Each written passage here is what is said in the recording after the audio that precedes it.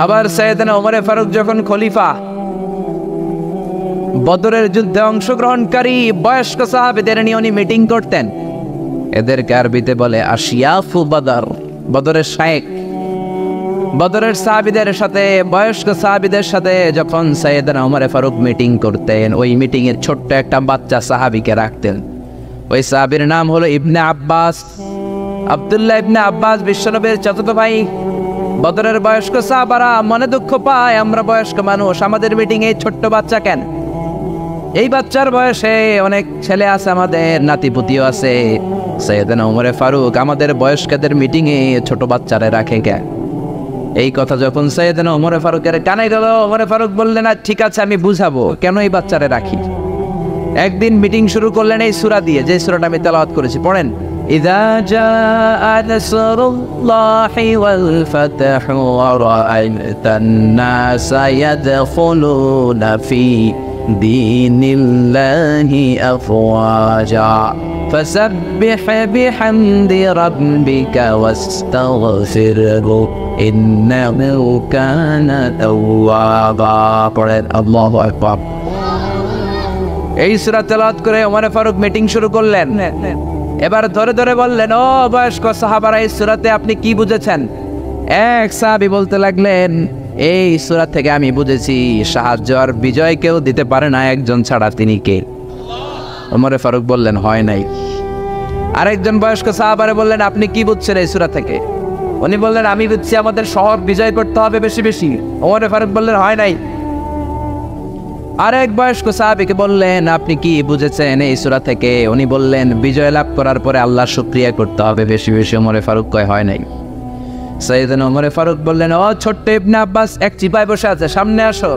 মাযা ফাহিমতা মিন হাযিহি সূরা? ও আব্দুল্লাহ ইবনে আব্বাস, তুমি এই ছোট্ট সূরা থেকে কি বুঝেছো বলো। ইবনে আব্বাস বলে, আমি বুঝেছি হুয়া আজালু রাসূলিল্লাহ। এই সূরাটা নাজিল হওয়ার প্রমাণ হলো বিশ্বনবী এই দুনিয়াতে বেশি দিন থাকবেন না, বিশ্বনবী পৃথিবী থেকে চলে যাবেন, এটার ইঙ্গিত এই সূরার মধ্যে আছে। ওমর ফারুক বললেন, আহসানতা ইয়া ইবনে আব্বাস। ইবনে আব্বাস, তুমি সঠিক বলেছো। ও ইবনে আব্বাস, তুমি কারেক্ট আনসার করেছো। বদরের কোন বয়স্ক সাহাবারা কারেক্ট আনসার করতে পারে? সাইয়েদনা ওমর ফারুক বললেন, বুঝেছেন নাকি কেন আমি ছোট্ট বাচ্চাটারে আমাদের মিটিং এ রাখি?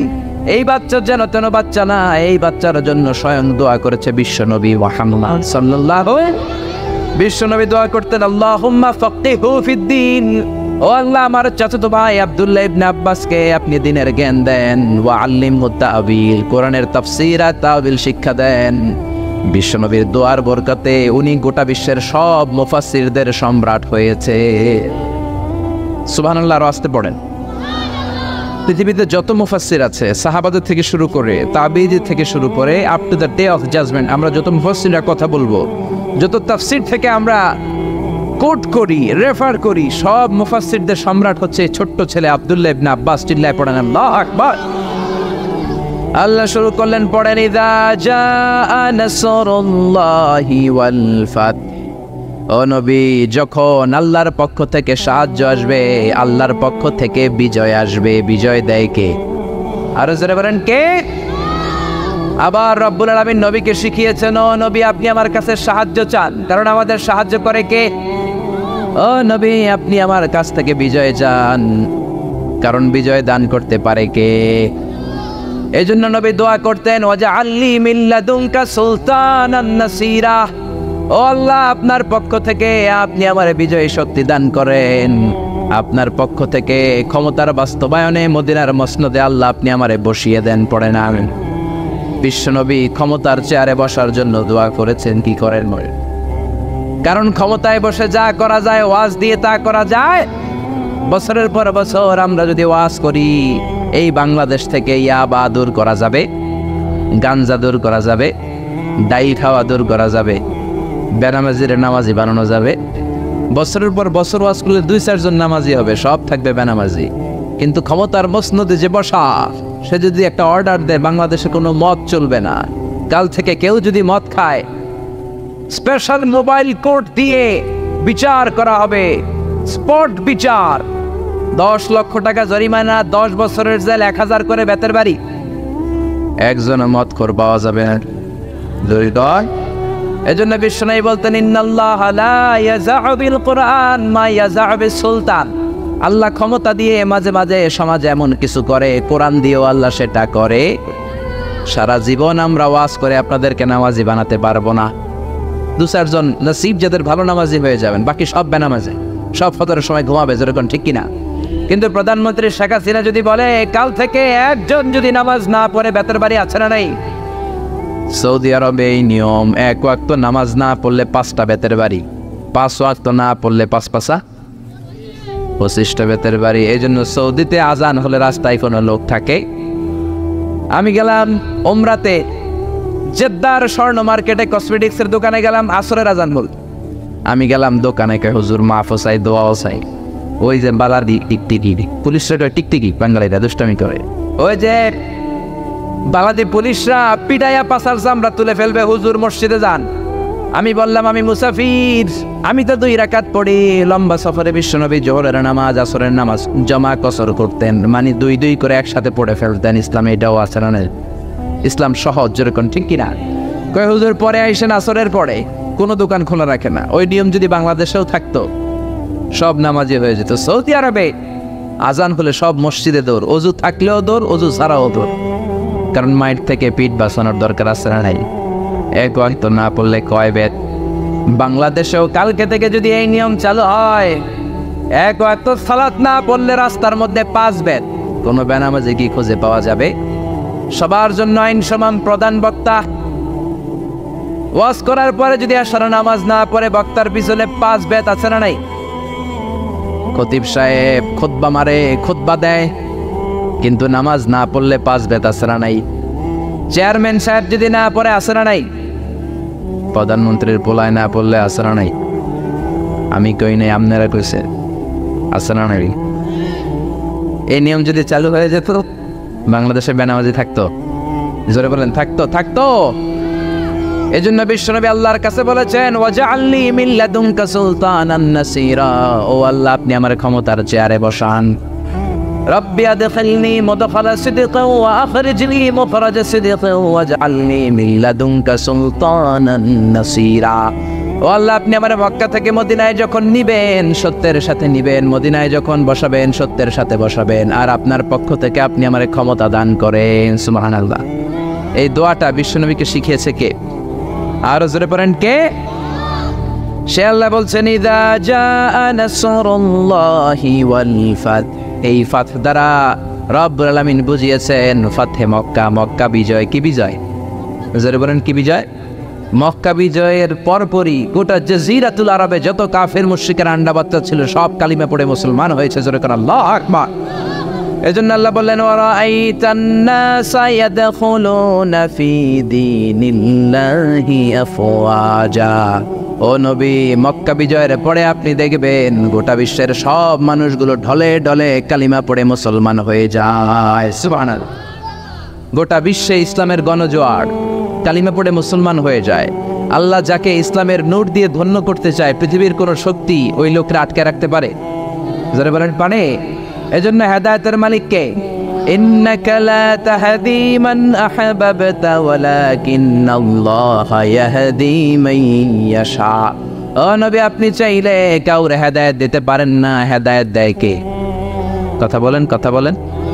হেদায়েত দেয় কে? এই পৃথিবীতে অনেক বাবা ছিল নবী, ছেলের হেদায়েত হয় নাই, আছে না নাই? অনেক ছেলে ছিল নবী, বাবার হেদায়েত হয় নাই, আছে না নাই? অনেক স্বামী ছিল নবী, বিবির হেদায়েত হয় নাই। অনেক বিবি ছিল আল্লাহর ওলি, কিন্তু স্বামীর হেদায়েত হয় নাই, আছে না নাই? সাইয়েদনা ইব্রাহিম আল্লাহর বড় নবী, জালিল কদর পয়গম্বর, কিন্তু ওনার বাবা আজার কট্টর কাফের, হেদায়েত হয়? আবার আমার নানা ভাই আলোচনা করলেন নূহ আলাইহিস সালাম ছিল উলুল আজমি মিনার রসুল, কিন্তু ওনার ছেলে কানানের কপালে হেদায়েত জোটে। আবার লূত আলাইহিস সালাম নবী, তার বিবি স্বামী নবী, কিন্তু বিবি কাফেরা, ঠিক কিনা? আবার ফেরাউন কট্টর কাফের, ফেরাউনের বউ আসিয়া আল্লাহর ওলি, এরকম আছে না নাই? হেদায়েত দেয় একজন, তিনি কে? বিশ্বনবীর চাচা আবু তালেব বিশ্বনবীরে ভালোবাসলেন, আদর করলেন, সোহাগ করলেন, শেল্টার দিলেন, আশ্রয় দিলেন, কিন্তু কপালে হেদায়েত জোটে? কারণ হেদায়েত দেয় কে? হেদায়েতের চাবি কার হাতে? আল্লাহর হাতে। আবু তালেব বিশ্বনবীর এত ভালোবাসতেন, বিশ্বনবীর যে বাবা নাই আব্দুল্লাহ, বিশ্বনবীর টেরই পায় নাই আবু তালেবের আদরের কারণে। এখন সুবহানাল্লাহ, বিশ্বনবীর প্রথম বিয়েটা নিজে পড়িয়েছেন, বিয়ের খুতবা নিজে দিয়েছেন, নিজ পকেটের টাকা দিয়ে আবু তালেব বিশ্বনবীর প্রথম বিয়ের মোহরানা আদায় করেছেন। সুবহানাল্লাহ। তারপরেও শেষ রক্ষা জান্নাত কিসে পাবে? জোরে বলেন পাবে, কারণ হেদায়েত দেয় কে? জোরে বলেন কে? এজন্য আল্লাহ বললেন ওয়ারাআইতান নাসা ইয়াদখুলুনা ফি দীনিল্লাহি আফওয়াজা। ও নবী, দেখবেন আপনি ঢলে ঢলে লোকজন কালিমা পড়ে মুসলমান হয়। পৃথিবীতে মুসলমানরা এত মাইর খায়, আপনি খেয়াল করে দেখেন, রোহিঙ্গা করে ভর্তা বানায় ফেলতেছে, সিরিয়ান মুসলমানদেরকে মেরে তক্তা বানানো হচ্ছে, প্যালেস্টাইনে মুসলমানদেরকে বাড়ি থেকে উৎখাত। তারপরও গোটা বিশ্বে ইসলামের জয়গান আছে না নাই? শুনবেন না মুসলমান খ্রিস্টান হয়, শুনবেন না অন্য ধর্মান্তরিত হয়, কিন্তু কালিমা পড়ে পড়ে মুসলমান হওয়ার হিড়িক আছে না নাই? এদেশে একজন মুফাসসিরে কোরআন ছিল, যার হাতে হাত রেখে হাজার হাজার হিন্দু কালিমা পড়েছে,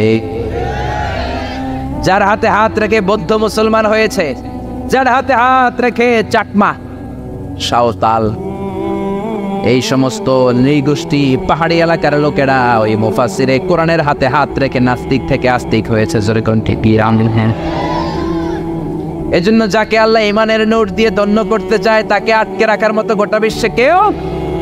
ইউরিদুনা লিইউতফিউ নূরাল্লাহি বিআফওয়াহিহিম ওয়াল্লাহু মুতিম্মু নূরিহি ওয়ালাউ কারিহাল মুশরিকুন। ওরা চায় ফু দিয়ে ইসলামের বাতি নিভিয়ে দিবে, ওরা চায় ফু দিলে ইসলামের বাতি নিভিয়ে দিতে চায়, কিন্তু ওরা জানে না ইসলামের বাতি এটা মোমবাতি না। ইসলামের বাতি কি মোমবাতি নাকি কুপির বাতি নাকি সারাক বাতি নাকি? ইসলামের বাতি হলো ইলেকট্রিক্যাল বাল্ব, ফু দিয়ে নেবানো যাবে। যারা আছেন সবাই মিলে যদি আমরা ফু দিয়ে নিবে, কথা বলে নিবে, এটাকে সুইচ অফ করে নিবাতে হয়। সুইচটা কার হাতে? আরো জোরে কার হাতে? আল্লাহ বললেন গোটা বিশ্বের কাফের মুশরিক নাস্তিকের দল ষড়যন্ত্র করে ইসলামের আলোকে কোরআনের আলোকে নিভিয়ে দিতে চায়। আমি আল্লাহ চ্যালেঞ্জ দিলাম, নিবাতে পারবে না। আমি আল্লাহ ইসলামের আলোকে দিন দিন জ্বালিয়ে দেব, বাড়িয়ে দেব। সুবহানাল্লাহ। এজন্য হুমকি থমকি, রক্ত চক্ষু, জেল জরিমানা দিয়ে ইসলামের অগ্রযাত্রার বিজয়কে ঠেকানো যাবে না। যেরকম ঠিক কিনা? বানের পানির মতো, বাঁধ ভাঙা জোয়ারের মতো গোটা বিশ্বের লোকজন কালিমা পড়ে মুসলমান হচ্ছে। যদিও আমরা মায়ের খাচ্ছি, রোহিঙ্গারা মার খায়, গোটা বিশ্বে মুসলমান নির্যাতিত, কিন্তু গোটা বিশ্বব্যাপী ইসলামের গণজোয়ার আছে না নেই? আপনি যদি ইউরোপ আমেরিকার দিকে খেয়াল করেন, দেখবেন হাজার হাজার লোক কালিমা পড়ে আমেরিকাতে মুসলমান হয়ে আছে, ইউরোপে মুসলমান হয় আছে না নাই? After the twin tower attack, the number of Muslim in United States of America already have been doubled. 9/11 এর পরে, টুইন টাওয়ার অ্যাটাকের পরে আমেরিকায় মুসলমানের সংখ্যা আগে যা ছিল এখন ডবল হয়ে গেছে। কোন সুবহানাল্লাহ। ব্রিটিশ সোসাইটিতে মুসলমানের অবদান রাখতে শুরু করেছে। দিন দিন আমেরিকাতে মসজিদের সংখ্যা বাড়তে শুরু করছে। আমেরিকাতে বর্তমানে মুসলমানের সংখ্যা অলমোস্ট 3 মিলিয়ন, 30 লক্ষেরও বেশি। কোন আল্লাহু আকবার। এজন্য ডোনাল্ড ট্রাম্প, তুই ইসলামের কিছু করতে পারবি? বারাক ওবামা ইসলামের কিছু করতে পারবে? খালি বুশের বাচ্চা বুশ পারবে? পারবে? গোটা বিশ্বের কেউ ইসলামের আওয়াজকে থামিয়ে দিতে পারবে? আল্লাহ বললেন আল্লাহু মুতিম্মু নূরিহি ওয়ালাউ কারিহাল কাফিরুন। গোটা বিশ্বের সব কাফেরগুলা মিলেও যদি ইসলামের আওয়াজকে নিভিয়ে দিতে চায়, ইসলামের বাতি কোনোদিন নিভবে না। ইসলামের বাতি শুধু প্রজ্বলিত থাকবে। ঠিক কি না? গোটা বিশ্বে গণজোয়ার। স্যার স্যামুয়েল হ্যালটিংটন একটা বই লিখেছে, দ্য ক্ল্যাশেস অফ সিভিলাইজেশন, সভ্যতার সংঘাত। সভ্যতার ঘুষাঘুষি আছে না? এক সময় পৃথিবীতে ছিল গ্রিক সভ্যতা। গ্রিসের ওরা ছিল দাপট, এখন যেমনি আমেরিকানরা দাপট দেখায়। এরপরে গ্রিক সভ্যতা হয়ে গেছে ঠুর। এরপরে আসছে মেসোপটেমিয়ান সভ্যতা, এরপরে ব্যাবিলনীয় সভ্যতা, এরপরে ইনকা সভ্যতা, চিচেন এৎজে সভ্যতা, মহেঞ্জোদারো সভ্যতা, সিন্ধু সভ্যতা। এভাবে সভ্যতার সংঘাত আছে না নাই? উনি ওনার বইতে লিখেছেন দ্য ক্ল্যাশেস অফ সিভিলাইজেশন, সভ্যতার সংঘাত। এখন গোটা বিশ্বের সুপার পাওয়ার হচ্ছে ইউনাইটেড স্টেটস অফ আমেরিকা। আমার ধারণা করা হচ্ছে আমেরিকার পরে চীন হবে সুপার পাওয়ার, ঠিক কিনা? উনি ওনার বইতে লেখলেন এতগুলো সভ্যতার ঘুষাঘুষির মধ্যে, মারামারির মধ্যে সবগুলা মোড়ে ভূত হয়ে যাওয়ার পরে যেই সভ্যতা দাঁড়াবে সেটার নাম হলো ইসলামের সভ্যতা। দ্য ক্ল্যাশেস অফ সিভিলাইজেশন, সভ্যতার সংঘাত। এই সভ্যতার সব সংঘাতের পরে যে সভ্যতাটা দাঁড়িয়ে থাকবে সেটার নাম কি? আরো জোরে বলেন কি? এজন্য ইসলামের গণজোয়ার, বানের পানির মতো লোকজন কালিমা পড়ে ইসলামের ছায়া তলে চলে আসছে, এটাকে কেউ থামিয়ে রাখতে পারবে? সে কথাই আল্লাহ বললেন, ওয়ারাআইতান নাসা ইয়াদখুলুনা ফি দীনিল্লাহি আফওয়াজা।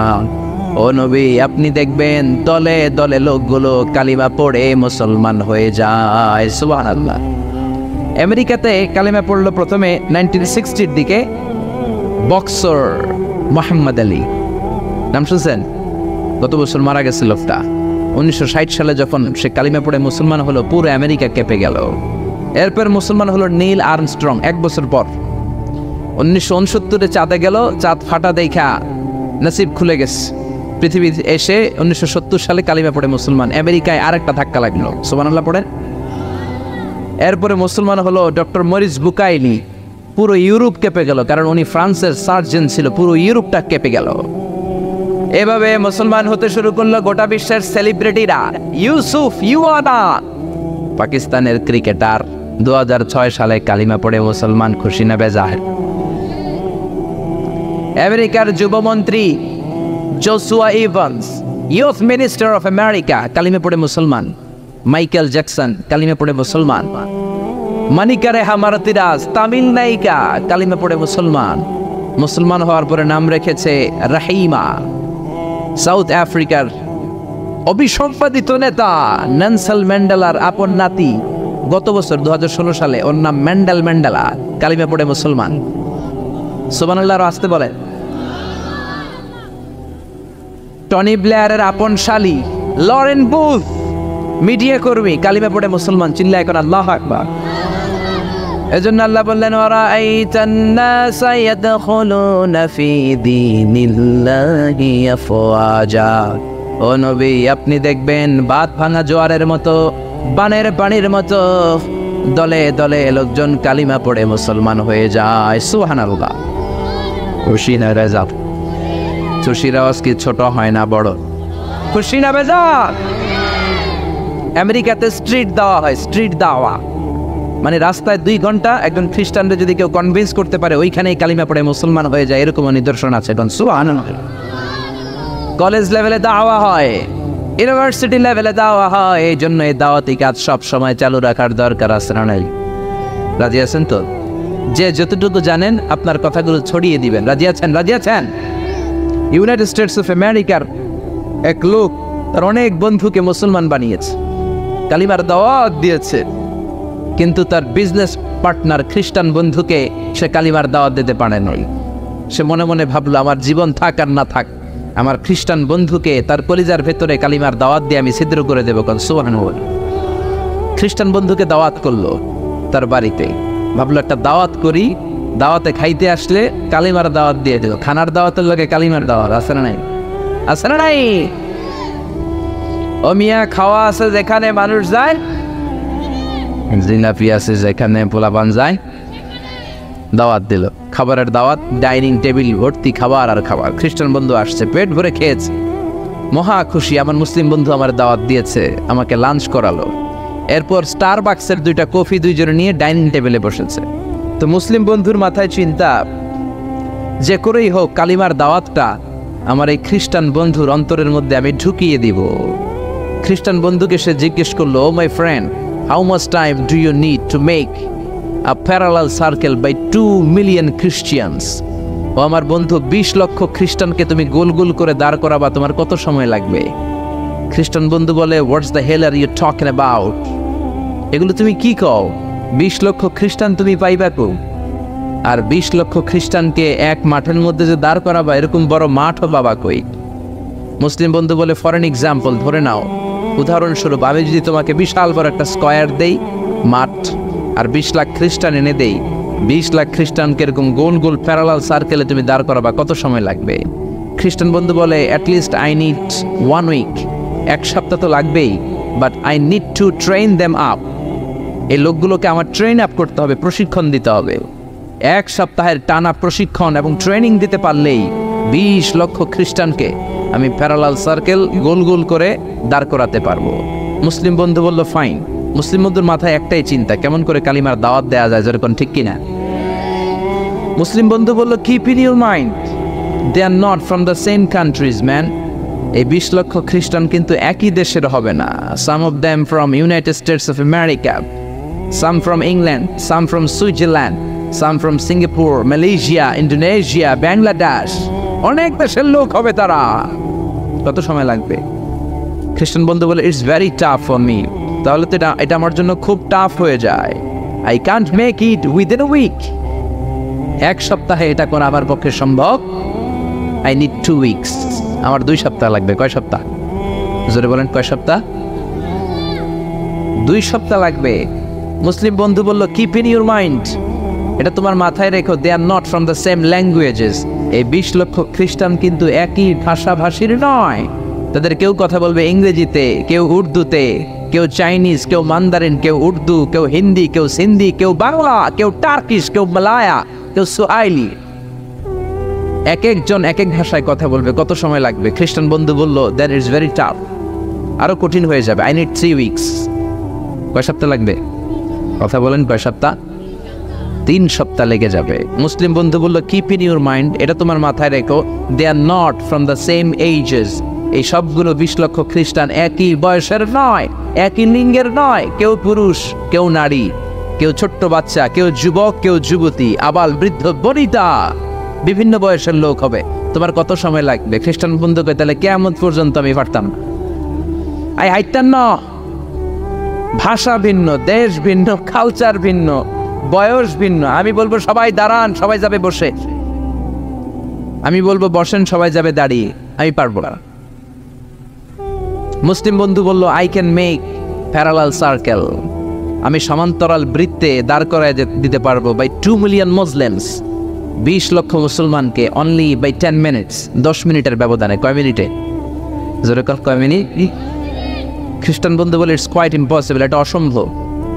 10 মিনিটে 20 লক্ষ মুসলমানকে তুমি প্যারালাল সার্কেল, সমান্তরাল বৃত্তে দাঁড় করাবা, কোনো বাঁকাতে রাখতে পারবে না। How come it possible man? এটা কেমন করে সম্ভব? মুসলিম বন্ধু বলে ইটস পসিবল ইনশা। জোরে বলেন, ইটস পসিবল ইনশা। আল্লাহ যদি চায় এটা সম্ভব। But you have to make a visit to KSA। তোমাকে কিংডম অফ সৌদি আরাবিয়া, সৌদিতে একটু ভিজিট করতে হবে। সে রাজু হয়ে গেল। বুদ্ধি করে জিলহজ মাসের 10 তারিখে নিয়ে গেল তাকে সৌদিতে। আপনারা জানেন হেরেমের বাউন্ডারিতে কোনো কাফের খ্রিস্টান ঢুকতে পারে না। তার পরিচয়টা গোপন করে মুসলিম বন্ধু তাকে নিয়ে গেল জিলহজের 10 তারিখ, হজের মৌসুমে। মক্কার পাশে, কাবাগরের পাশে একটা বিল্ডিং আছে, আব্দুল আজিজের ওয়াকফ, এটাকে বলে জামজাম টাওয়ার, দি মক্কা রয়্যাল ক্লক টাওয়ার। 120 তলা উঁচু, এটার 80 তলায় একটা হোটেল ভাড়া করলো, একটা রুম ভাড়া করলো। ওই দিন সব হাজী সাহেবান মিনার জবাইয়ের কাজ শেষে ফরজ তাওয়াফ করার জন্য মিনা থুইয়া সব কাবাগরের এদিকে বিড়বিড় বিড়বিড় করতেছে, কত সুবহানাল্লাহ। মাগরিবের টাইম। খ্রিস্টান বন্ধু বলল where is your magic man? তুমি না আমার একটা ম্যাজিক দেখাইবা? খ্রিস্টান মনে করছে এটা মনে হয় ম্যাজিক। তা না হলে 10 মিনিটে 20 লাখ মুসলমানরা এরকম গোল গোল করে কে সমান করে দাঁড় করাতে পারে? What is your magic? তোমার ম্যাজিক কই? মুসলিম বন্ধু বলে let's go to very close to the window. চলো জানালার কাছে যাই। 80 তলা বিল্ডিং এর উপর থেকে জানালার কাছে যে when they open the window, যখন জানালা খুললো, নিচে তাকিয়ে খ্রিস্টান বন্ধু তো অবাক। 20 লক্ষ হাজী সাহেবান, একটা ইজার, একটা রিদার, একটা সাদা কাপড়ের চাদর, একটা সাদা কাপড়ের লুঙ্গি পরে লাব্বাইক লাব্বাইক বলে কারে ডাকে। জোরে বলেন, কারে ডাকে? এই দৃশ্য কোনোদিন খ্রিস্টান দেখে নাই, দেখে তো অবাক। ইন দ্য মিন টাইম মাগরিবের আজান হতে শুরু করেছে। আল্লাহু আকবার, আল্লাহু আকবার, আল্লাহু আকবার, আল্লাহু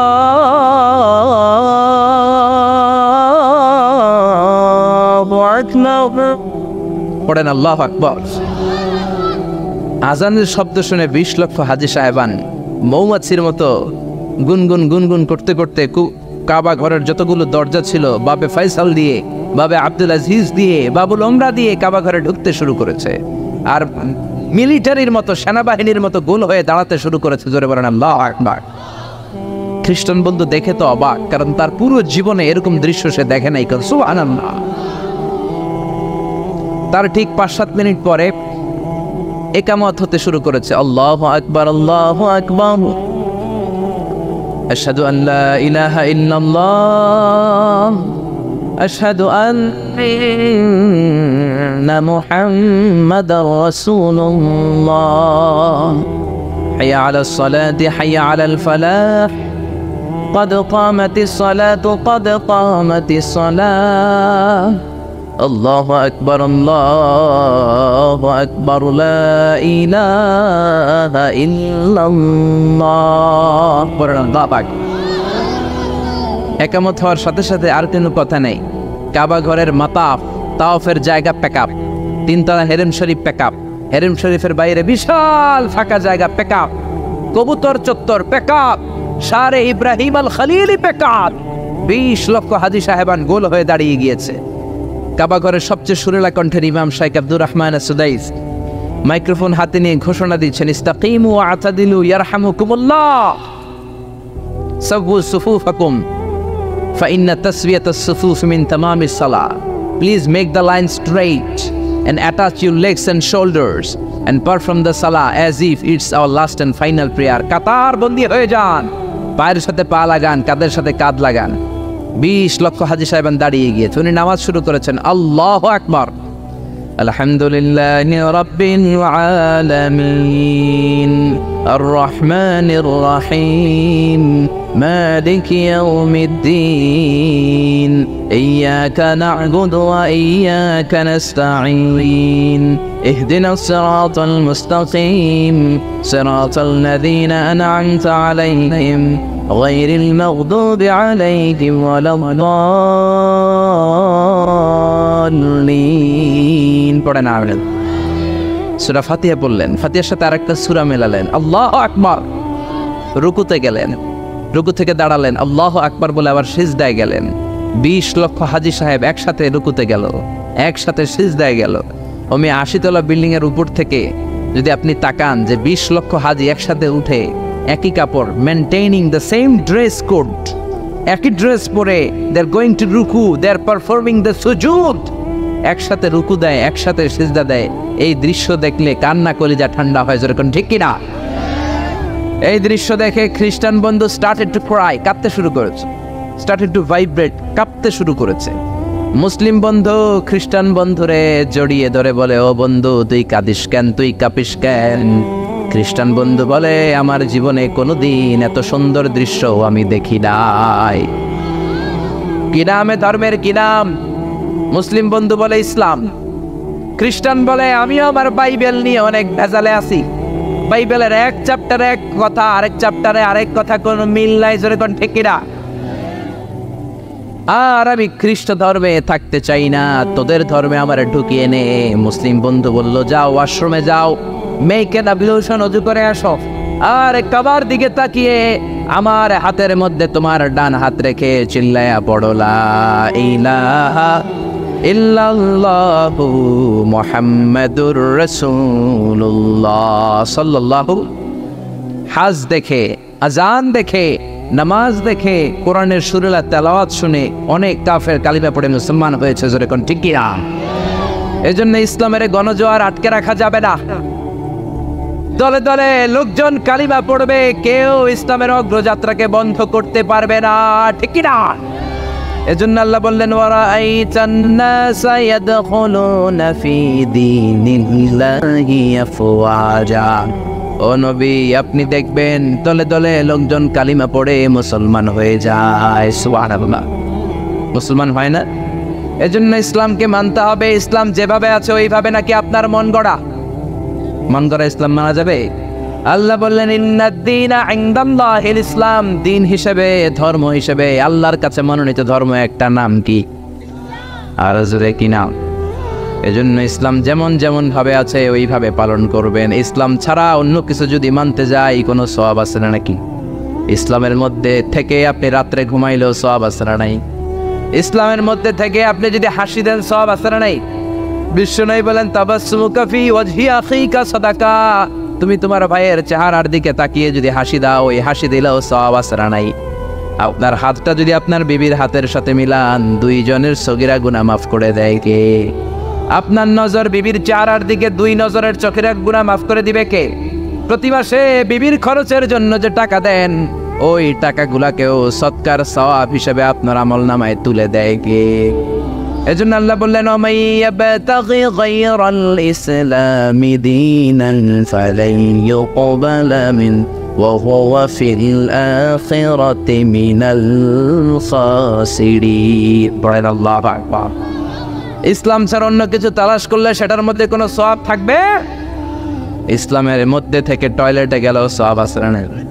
আপনি যদি বিশ্বনবীর পন্থায় টয়লেট করেন সওয়াব আছে না নাই? ইসলামের মধ্যে থেকে আপনি যদি কাব্য রচনা করেন সওয়াব আছে না নাই? সঙ্গীত রচনা করলেও সওয়াব আছে না নাই? তবে উল্টাপাল্টা কবিদের কবিতা বললে কোনো সওয়াব? কবিদের নামেও কোরআনে সূরা আছে না নাই? কি সূরা?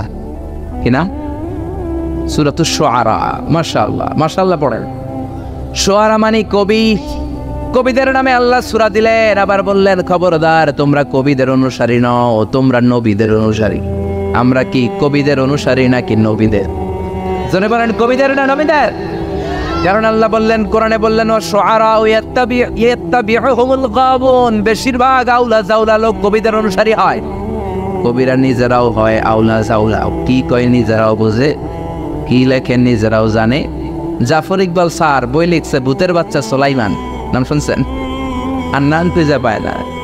ইসলামের নবীর নামে কটাক্ষ, আল্লাহ ওরে হেদায়েত দেখ, জোরে পড়ে না আমিন। আল্লাহ বললেন ওয়াশুআরা ইয়াত্তাবিউহুমুল গাবুন। বেশিরভাগ আউলা জাউলা লোক কবিদের অনুসারী হয়। এই জন্য তোমরা কবিদের অনুসারী নও, তোমরা হলো নবীদের অনুসারী। তবে ভালো ভালো কবিদের কবিতা আসরা নাই। কাজী নজরুল ইসলামের কবিতা পড়বেন, ফররুক আহমেদের কবিতা পড়বেন, কবি আল মাহমুদের কবিতা পড়বেন, কবুল করে নিবে কে? কাজী নজরুল ইসলাম ইসলামের জন্য যা লিখেছে, অনেক বড় বড় আলেমরাও আমরা তা করতে পারি না। জোরে কোন ঠিক কিনা? আল্লাহর কাছে দোয়া করেছে, আল্লাহ জীবনে যতটুকু আমল করেছি তুমি কবুল করে নাও, মরার পরে আমার কবরটা মসজিদের পাশে দিয়ে দিও। কবুল করলো কে? মসজিদেরই পাশে আমায় কবর দিও ভাই, যেন গরে হতেও মুয়াজ্জিনের আযান শুনতে পাই। আমার গরের পাশে দিয়ে ভাই নামাজিরা যাবে, পবিত্র সেই পায়ের ধ্বনি বান্দা শুনতে পাবে। গোরা যাব হতে গুনাহগার পাইবে রেহাই। পড়েন সবাই, পড়েন পড়েন। মসজিদেরই পাশে আমায় কবর দিও ভাই, পড়েন আমিন। এই জন্য সমস্ত কবিদের কবিতা পড়বেন, উল্টাপাল্টা কবিতা পড়া যাবে না, উল্টাপাল্টা গানও গাওয়া যাবে। আমাদের দেশে অনেক গান আছে না নাই? মরমী গান, বাউলা গান, লালন গান আছে না নাই? এগুলোর মধ্যে ভালো একটা, খারাপ আছে 10টা, আছে না নাই? কিন্তু এগুলাই পোলাপান পছন্দ করে আর গায়ে। আগে কি সুন্দর দিন কাটাইতাম, আছে না নাই? গ্রামের নওজোয়ান হিন্দু মুসলমান মিলিয়া বাউলা গানার মুর্শিদি গাইতাম, আগে কি সুন্দর দিন কাটাইতাম, আছে না নাই? এগুলো গাওয়া যাবে। এগুলো দিনে এলাহির নতুন ভার্সন। ইসলামের কথাও আছে, শিরকের গন্ধ আছে, হিন্দুয়ানি কালচারও এই গানের ভিতরে আছে না নাই? দিন এলাহি বানিয়েছে সম্রাট আকবর। 4টা ধর্ম মিলিয়ে ইসলাম, হিন্দু, শিখ, জৈন, এই 4টা ধর্মের একটা ককটেল ধর্ম বানিয়েছে, নাম হচ্ছে দিন এলাহি। আকবররে আমরা বলি আকবর দ্য গ্রেট, আসলে ও গ্রেট না, ও হচ্ছে আকবর দ্য ওয়ার্স্ট, নিকৃষ্ট আকবর। চিল্লা এখন ঠিক না? 4 ধর্ম মিলায় নতুন ধর্ম বানাইছে, তোরে অনুমতি দিছে কে?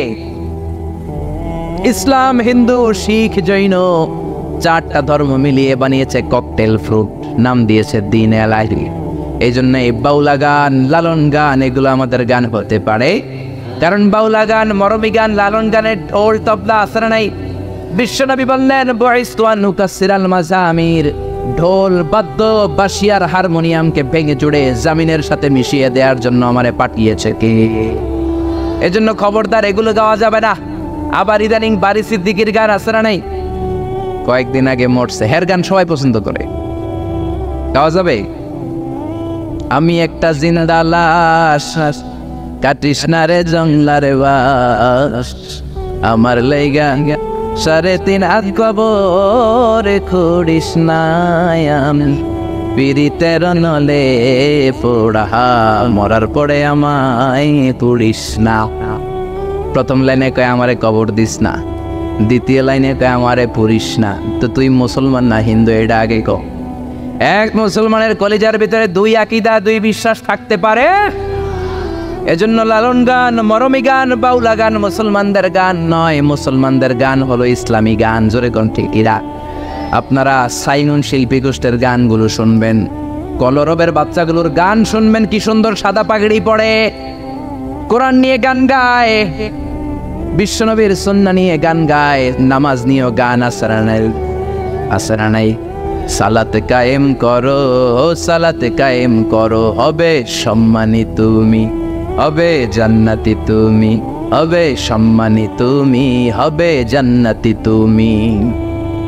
সালাত তোমার অঙ্গে মাখো, সঙ্গে রাখো, তবেই তো মুমিন। রব্বিয়াল আলা, রব্বিয়াল আযীম, রব্বিয়াল আলা, রব্বিয়াল আযীম। চিল্লায় বলেন ঠিক কি না?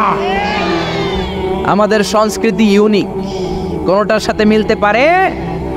এজন্য কোন ধরনের ষড়যন্ত্রের চক্রান্তে ইসলামের আওয়াজ বন্ধ হতে পারে।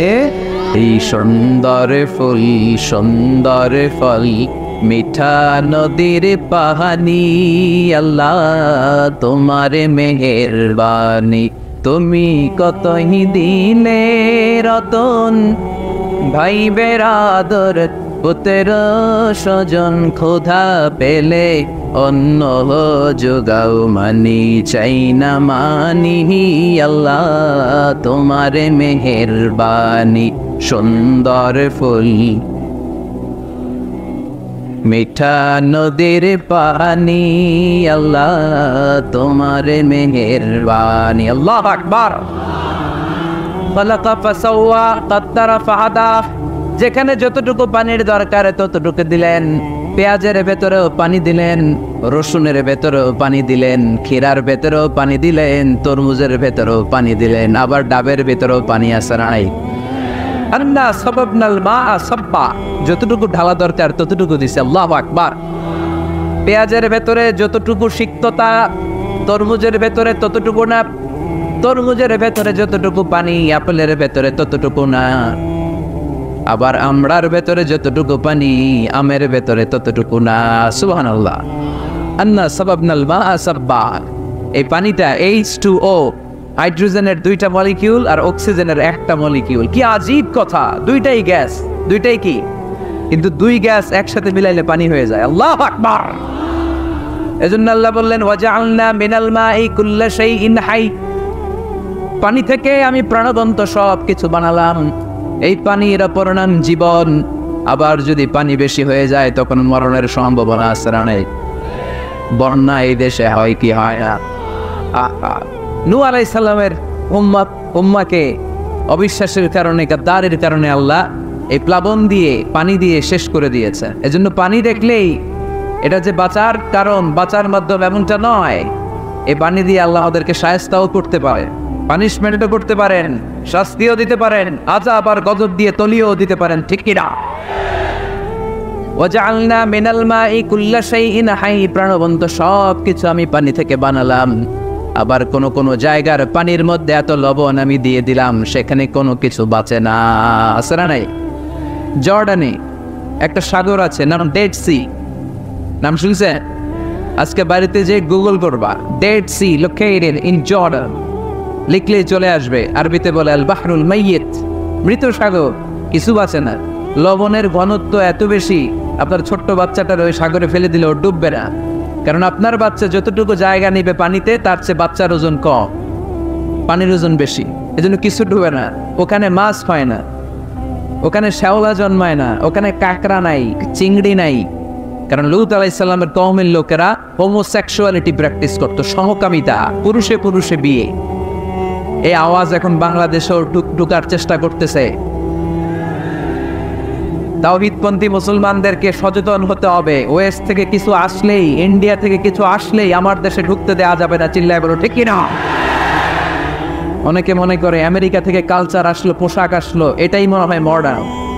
ইন্ডিয়া থেকে নতুন পোশাক আসলো, এটাই মনে হয় মডার্ন। নো, ইসলামের যে মডার্ন আধুনিক গোটা বিশ্বে দ্বিতীয় কিছু নাই। চিল্লায় বলো ঠিক কিনা? এজন্য সাবধান। এদেশে অলরেডি একটা অর্গানাইজেশন হয়েছে, রেইনবো, রংধনু। এরা ছেলে ছেলেতে বিয়ে করতে চায়, মেয়ে মেয়েতে বিয়ে করতে চায়। আমরা তাওহীদি জনতা বেঁচে থাকতে বাংলার জমিনে এটা হতে দেব না। চিল্লায় বলো ঠিক কিনা? ওয়াজআলনা মিনাল মাই কুল্লা শাইইন হাই, পানি থেকে প্রাণবন্ত সব কিছু তৈরি করলো কে? আবার আল্লাহ বললেন, কাফেররা কি দেখে না আকাশ জমিন সব একসাথে ছিল, মহাবিস্ফোরণের মধ্য দিয়ে আমি মহাবিশ্ব তৈরি করেছি। এই বিস্ফোরণটার নাম কি বলতো? Big bang. মাশাআল্লাহ, কেমন শ্রোতা দেখছেন? সায়েন্সের সবকিছু নিয়ে বসছে আজকে। Big bang. স্টিফেন হকিং একটা বই লিখেছে, a brief history of time. সেখানে সে যে তথ্য দিয়েছে কোরআনের সাথে very similar to the concept of Stephen Hawking. Stephen হকিংও এই কথা বলেছে। সে বলেছে মহাবিশ্ব সৃষ্টির আগে সবকিছু একটা অণুর ভেতরে ছিল, হাই সিঙ্গুলারিটি, সবকিছু এক জায়গায় ছিল।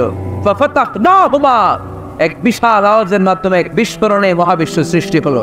ওই আওয়াজটার নাম ছিল কুন। আওয়াজটার নাম ছিল কি?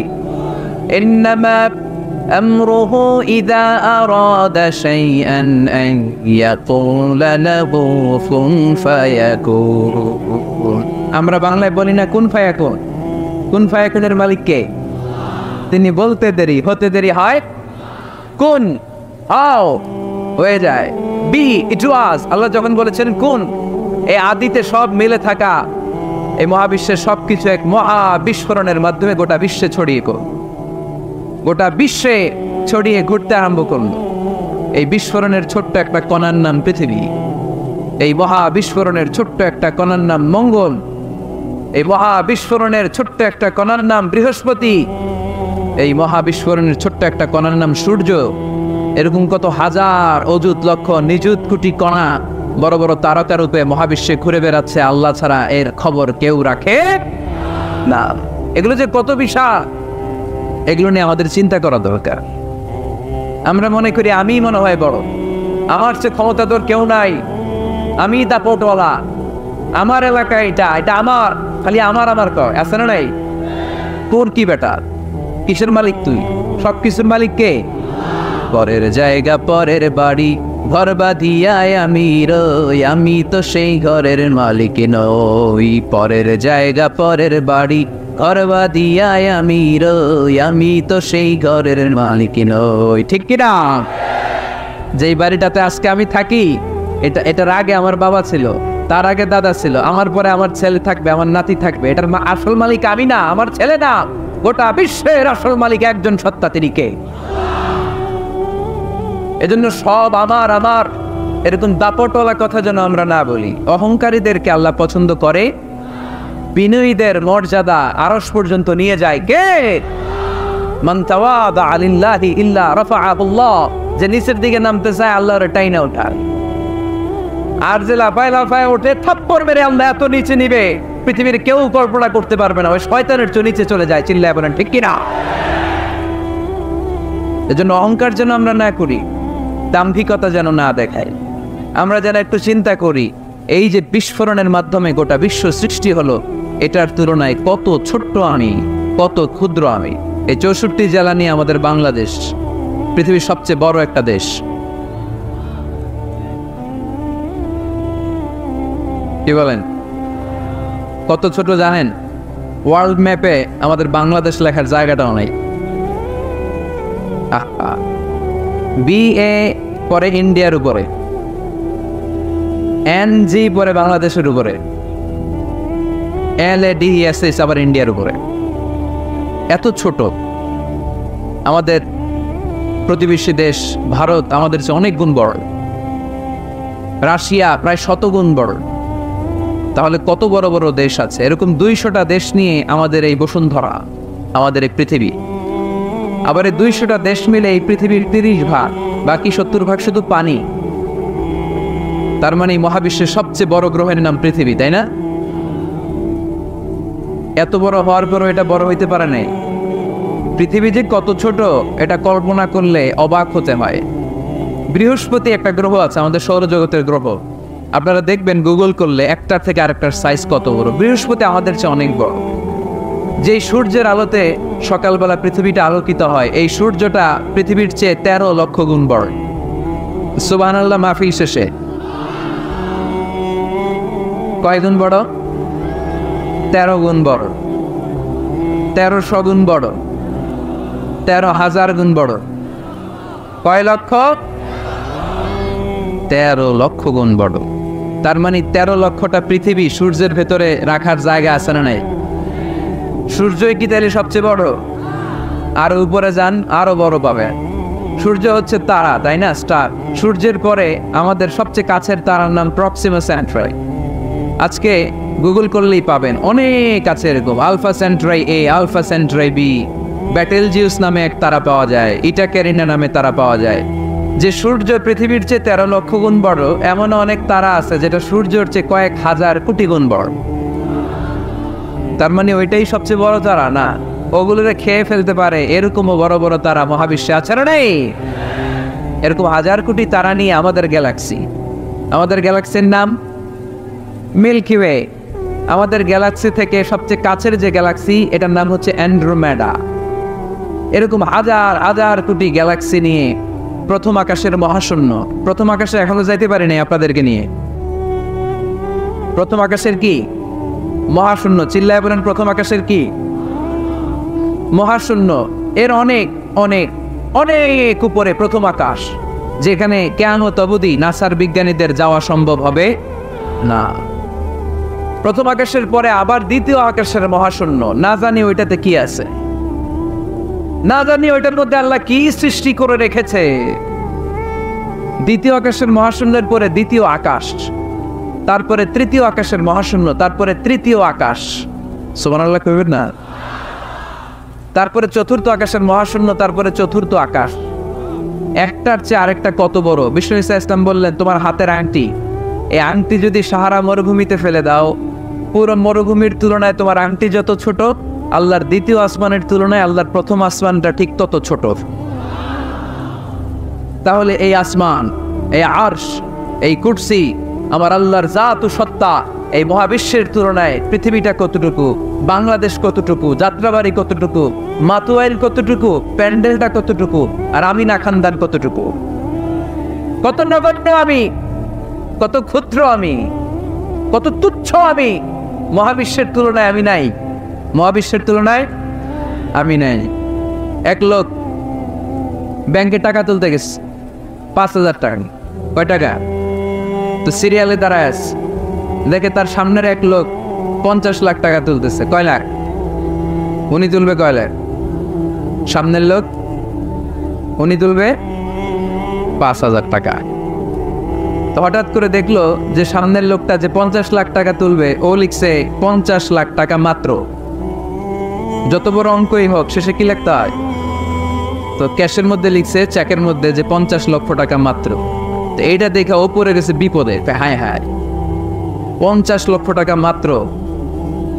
তো তারপর ওর চেক নিয়ে ও ক্যাশ কাউন্টারে দিছে। ক্যাশ কাউন্টার দেখতেছে উনি লিখছে 5,000 টাকা নাই। 5,000 টাকার পরে কি লিখছে? নাই। তো ক্যাশের যে বসছে, কি ভাই ঘটনা কি? এত এত ক্লায়েন্টের সাথে ফিনান্সিয়াল ট্রানজ্যাকশন হ্যান্ডেল করি, আমার জীবনে কাউরে তো টাকার সংখ্যার পরে নাই লিখতে দেখি নাই। ঘটনাটা কি?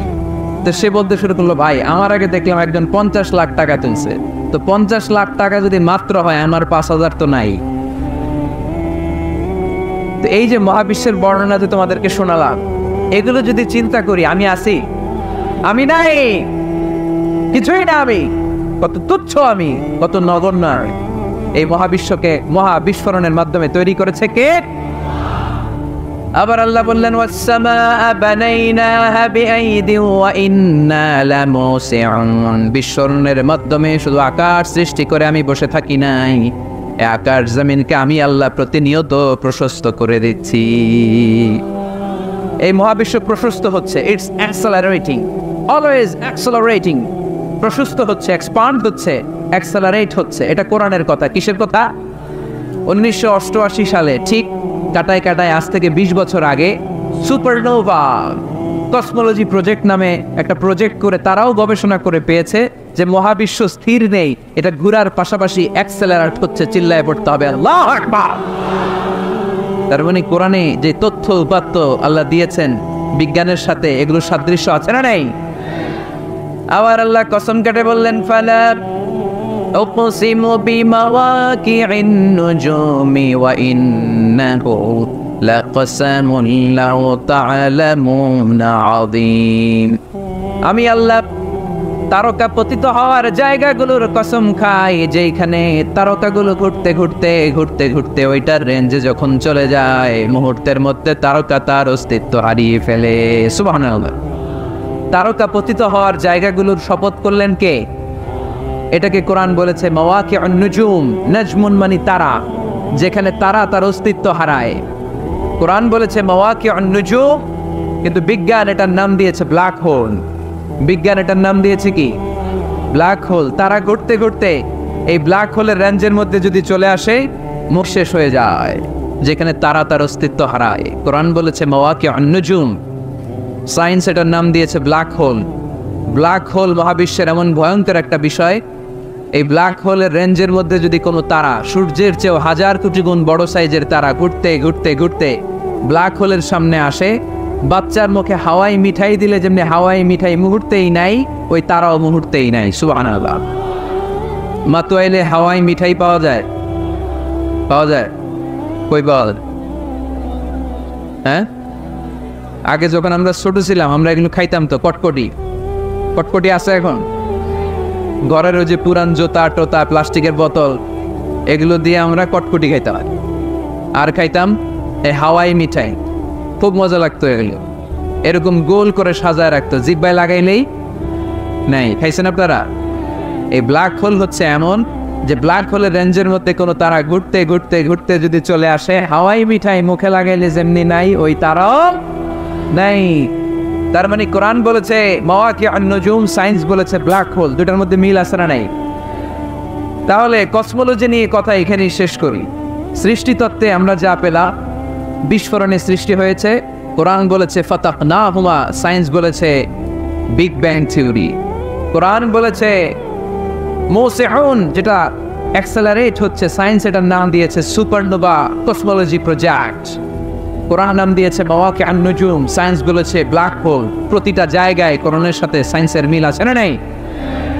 এবার আমরা শুনবো এমব্রয়োলজি নিয়ে, ভ্রূণতত্ত্ব। কি তত্ত্ব? ভ্রূণতত্ত্ব। আমরা আমাদের মায়ের পেটের ভেতরে এখন যত বড় আছি তত বড়ই ছিলাম, তাই না? কতটুকু ছিলেন? কতটুকু? একেবারে ছোট, ছোট্ট ছোট্ট ছোট্ট। বাবার শুক্রাণু, মায়ের ডিম্বাণু, দুইটা মিলিয়ে মায়ের পেটের ভেতরে আমার অস্তিত্ব দান করলেন কে? কিছুই ছিলাম না আমি।